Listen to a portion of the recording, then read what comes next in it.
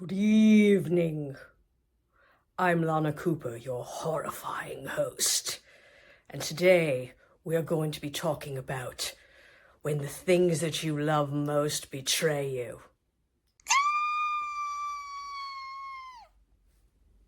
No, I'm scared. Oh, hey, don't worry, buddy. I'll turn on the light. It's okay. Whew, that's better. Okay, maybe we go get some burgers or milkshakes or something like that. Oh, buddy. After you hear what we're going to be talking about today, we probably won't be able to do that. We're going to be talking about foods you can't eat after a certain age because your digestive tract just ain't what it used to be. Son of a bitch. There are a lot of things that people don't tell you about getting older. And one of those things is that sometimes your favorite foods start to rebel against you. And the reasons are various and sundry. That could range from hormonal changes, your body doesn't produce certain enzymes or digestive functions as well as it once used to. As a result, you're on the losing end of things, and there's certain foods that you can no longer enjoy as much as you once did. The first one on that list is red meat. Back in the day, I used to enjoy a good burger. It was never much for steak. Every time I've had it, it tasted like shoe leather. Red meat is an absolute hard no for me these days. I'm a big believer in a poop to happiness ratio. Generally, I'm pretty regular, between 2 to 3 times a day. But the more often that I go, the happier I am. And if I'm blocked up for several days, I am one cranky bitch. But if I eat so much as a little bit of red meat, boom, it's over. It's just 2 days of no fun. Can't really digest it. And some people actually have the inverse of that problem with red meat. Some people, if they eat it, they're going to the bathroom and peeing out their ass and making Hershey squirts nonstop for the next couple days. So red meat is one of those foods that you probably might want to enjoy judiciously as you age. Next up on our list is salt. When I was a kid, I never used to understand why my grandmother would be like, fries, no salt, anytime she'd go to Burger King. They would know her as the fries, no salt lady or hot off the grill. I used to think it was because, she just wanted the fresh fries and they have to make them fresh for you instead of having them sit in that little crisper for God knows how many hours. They'll make them fresh for you if you say no salt because they heavily salt those things. I would know. I used to work at Burger King when I was 16. That was my first job. But my grandmother was one of those people with hypertension. When you make a habit of eating at Burger King and McDonald's and Wendy's and people know you by name, chances are you're probably going to have a little bit more sodium than the average person. Not surprisingly, genetically, I have high blood pressure. I'm sure the vast amounts of caffeine that I ingest are a factor, and the fact that sometimes I need to bring it down several levels. But salt is a contributing factor to high blood pressure. I have what they call pre-hypertension. My blood pressure is higher than usual, but not like alarmingly so that, this bitch is going to stroke out any minute. But when you get older, salt is one of those things might give you some problems, especially if you are in pre-hypertension or do have higher blood pressure. So low sodium soups, they're going to be your friend. But don't trust any recipes that tell you don't put salt in your baked goods, because that's bullshit. A little bit of salt makes that stuff better. I'm not saying pile it on. I'm not saying strap a bag of Lay's potato chips to your face and inhale, because God, I love chips. But you have to eat them in smaller quantities. Otherwise, another thing that gives me issues and heartburn within half an hour of eating it is jarred tomato sauce. Most commercially available brands have a lot of salt. They do have a lot of preservatives, so they have a more stable shelf life. But red sauce really kicks it up several notches, and I just feel gross and have heartburn for the entire night and part of the next day after eating it. Some organic brands are good because they're not as heavily preserved and processed. But it's a crapshoot in trying to find one that you like. Truth be told, unless it's on pizza, I'm not a huge fan of red sauce. And you've got enough things like bread and cheese to really balance it out. Most commercially available sauces on the market really aren't that hot, and it's not worth the risk of heartburn for the next day or so. However, if you do enjoy some of this stuff and you want a quick fix to try and doctor it up, you take your jarred sauce, dump that in, put it into the saucepan, put it on a very, very low heat, stick a peeled carrot in there, and the carrot draws out the acidity in that sauce. That's a trick that I learned if you're making your own sauce at home. But it also works for some of these other jarred sauces on the market too. So give that a shot if that's your thing. As much as I love vegetables, certain raw vegetables give me issues. Raw cruciferous vegetables specifically, broccoli, cauliflower, but mostly broccoli, give me trouble with digestion. Cucumbers are fine, carrots, tomatoes, those are all good. But that really heavy roughage, like broccoli, not a good time.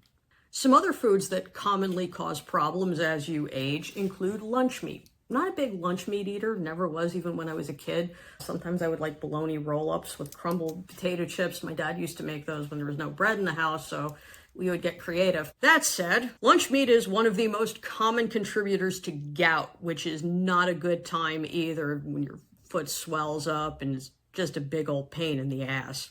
From lunch meat, we'll segue over to turkey, which surprisingly, even though when you're eating it at Thanksgiving and carving into that sucker, some people have issues with turkey because it's higher in a compound called purine. And turkey is higher in purine than chicken or other types of poultry.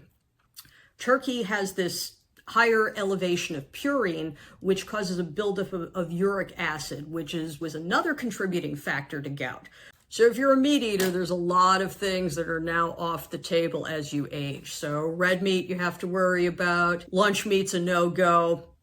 Bye-bye to most fast foods.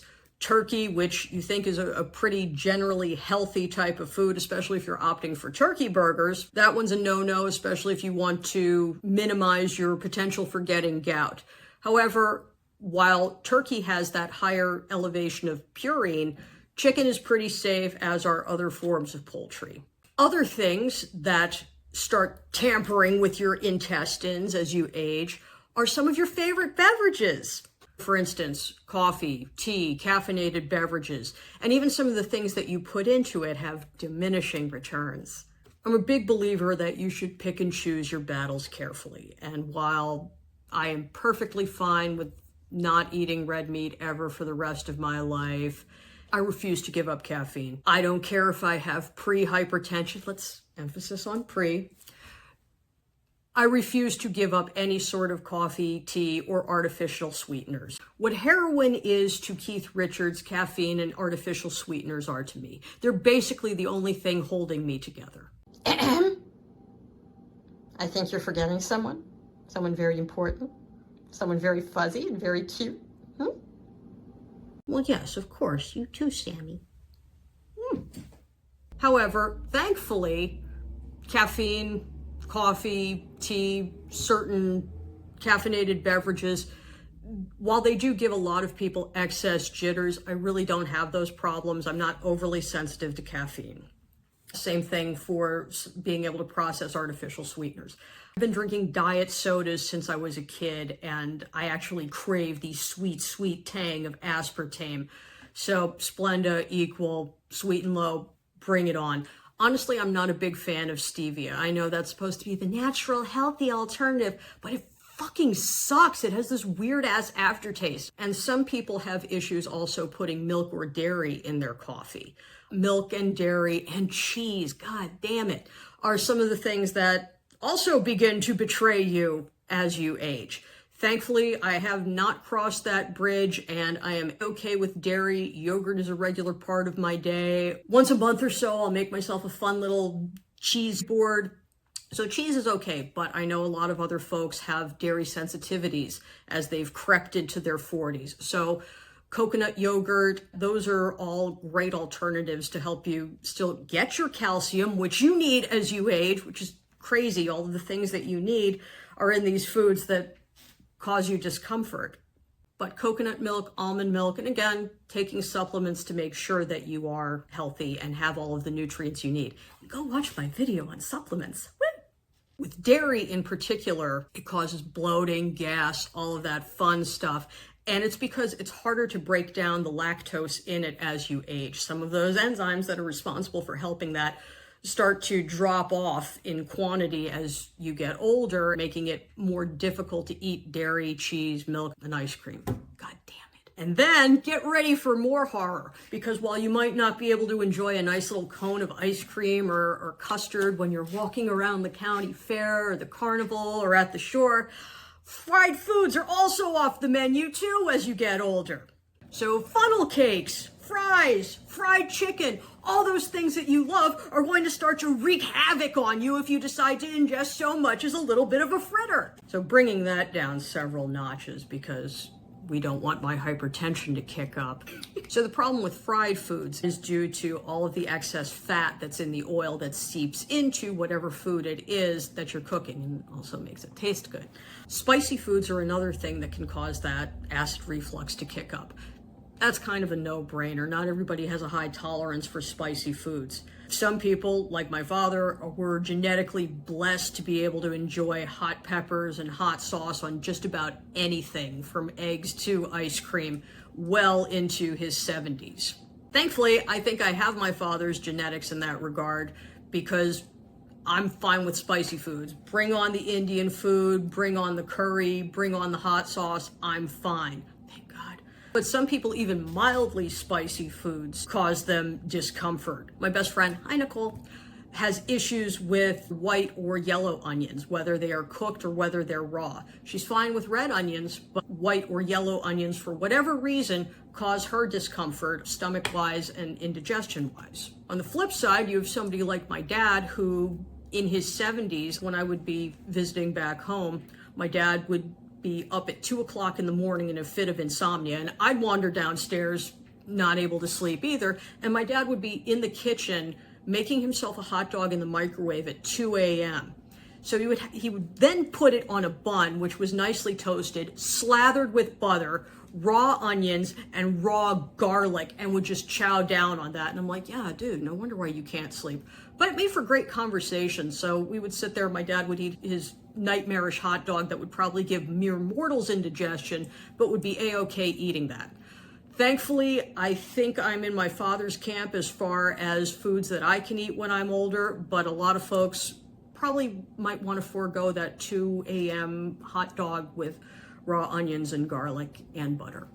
So moving from all of the foods that you can't eat when you're going to the county fair or a carnival or at the shore, there's one last food on our list that we're going to talk about that you can't eat when you get older. So chocolate, believe it or not, can cause some people indigestion and acid reflux due to the high fat content in it. Cocoa powder and even raw chocolate, you can't eat it in its raw form. You have to mix it with fats and sugar in order to make it palatable. If you've ever eaten just raw cocoa powder, that shit's nasty. It's meant to be mixed with other things, which is why you have hot chocolate mixed with milk, which is why even if you're making chocolate at home, a chocolatier. Don't you just fucking hate that word? How pretentious is that bullshit? A chocolatier. Get out of here with that shit. Anyway, wow, I really go off on tangents. Stay focused, bad girl. Anyway, you need to mix chocolate with sugar, with fat, butter, oil, coconut oil, healthier option, but an oil nonetheless, and a higher fat content. So all of that stuff combined together gives you that acid reflux. So you have to be a bit sparing with how often you eat chocolate and mindful of whatever the ingredients are in it.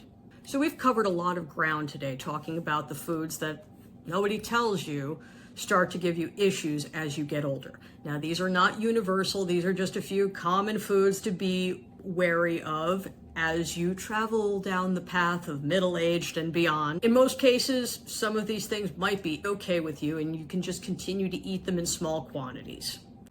And small quantities are another good idea, because that's one of the other things folks don't really tell you about middle age, is that, wow, you can pack on the pounds real quick. That's a whole other bucket of Ben and Jerry's that nobody tells you about as you get older. In addition to the old digestive tract not being what it used to be, the metabolism certainly isn't. I would know. And as somebody who's had, ups and downs with their weight throughout the entirety of her young adult and adult life, it gets harder to maintain a healthy weight as you get older. We've scared the shit out of you enough. So don't say nobody didn't warn you about certain foods. Again, not everything's going to be off limits. Everybody's a little different. Some foods may be an issue for some folks, and others can be a-okay pounding back the caffeine till the cows come home. It's all just a matter of balance, figuring it out, listening to your body's signals when it's telling you, I don't like this anymore, and sometimes that really sucks. But as always, we will get through this. So thank you again for tuning in. I really appreciate it. If you enjoyed this, please like, subscribe, tell a friend. And if you're feeling spunky, drop a note in the comments. Are there any foods that have been bugging you as you've started to creep into your 40s and 50s? Has there been anything that you've tried that is a good substitute for the things that you once enjoyed that are problematic with your digestive tract? Share that in the comments and let other folks know too, so they have a heads up. Thank you again for watching, and have a great one. Bye-bye.